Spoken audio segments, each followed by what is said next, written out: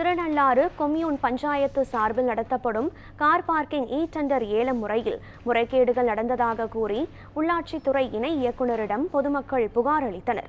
காரைக்கால் அடுத்த திருநள்ளாறில் உள்ள சனீஸ்வர பகவான் ஆலயத்திற்கு வரும் பக்தர்களின் வாகனங்களை நிறுத்துவதற்கு கார் பார்க்கிங் இடம் ஆண்டுதோறும் ஏலம் விடப்பட்டு வருகிறது. அந்த வகையில் இந்த ஆண்டு கார் பார்க்கிங் டெண்டர் முறையில் ஏலம் நடைபெற்றது.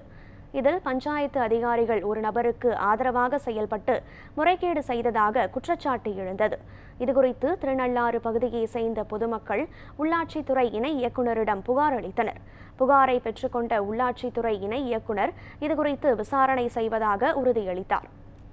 போய் பணம் கட்டி டெண்டரில் டைமுக்கு நாங்கள் போட்டிருக்கோம். அது மறாத நாள் 18ஆம் தேதி கொம்யூன் பஞ்சாயத்துடைய ஆணையர் அங்கே இருக்கக்கூடிய ஊழியர்கள் வந்து காலையில் 10 மணிலேருந்து 4 மணிக்குள்ள அது அப்ரூவ் பண்ணியிருக்கணும்.